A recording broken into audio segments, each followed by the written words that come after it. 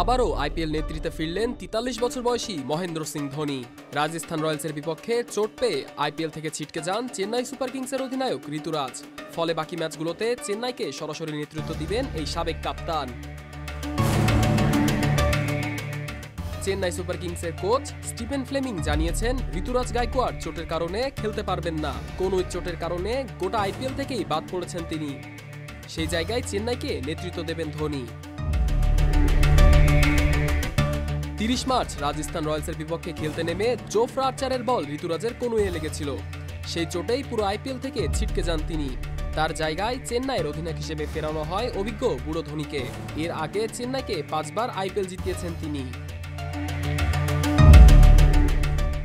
১১ April Kolkata night রাইডার্সের বিরুদ্ধে খেলতে নামবে চেন্নাই। কলকাতার বিপক্ষে এবারের আইপিএলে প্রথমবার দেখা যাবে অধিনায়ক ধোনিকে। গত ম্যাচে ব্যাট হাতে রান করলেও দলকে জেতাতে পারেননি তিনি।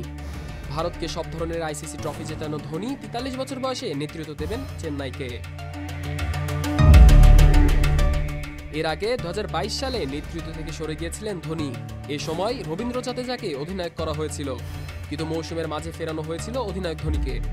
মূলত দলের খারাপ ফলই কারণ ছিল জাদেজাকে সরিয়ে দেওয়ার। যদিও বলা হয়েছিল ভারতীয় অলরাউন্ডার নিজেই নেতৃত্ব থেকে সরে গিয়েছিলেন নিজের খেলায় মন দেবেন বলে। নেতৃত্ব থেকে সরে যাওয়ার পর চোটের কারণে জাদেজা সেবার আর খেলতেই পারেননি।